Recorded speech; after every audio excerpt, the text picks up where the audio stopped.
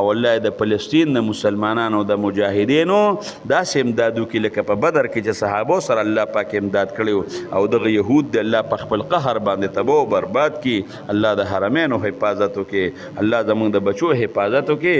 هغه عقیده نصیب کړي چې کوم د پاک پیغمبر ور د صحابه وه، الله د فتنو نه محفوظ الله وساتي. الله رزق هم پراخه کړي، بچو له زنانو له الله ژوندونه ورکړي.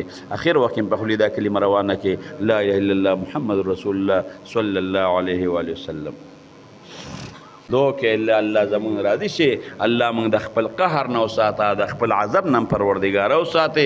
دواړو جهانو خیر الله پروردګار راکړي. الله زمون حفاظت وکړه، زمون درونو حفاظت وکړه، زمون د بچو حفاظت وکړه، زمون درونو خويندو د بچو پروردګار حفاظت وکړه. الله د خپل قهر او د عذاب نه محفوظ کړي. زمون مدرسه را تورمزو ډیګرام جرند سیدارت الحدیث الله دې ول قبولیت او مقبولیت ورکړي او الله دې ډېر زیات خیر خور کړي. زمونږ د خارون صاحب دی، بنات صاحب دی، اوس هم راغلي مدرسه کې سبیل کې ماربلې لګي، هغه سبیل مونږ ښکته وغم لږ اوچت که او دوی په دې مدرسه کې ډېر زیات کار کوي. د هغې ځای نه راشي کری هم خپل عاجزانان لګوي.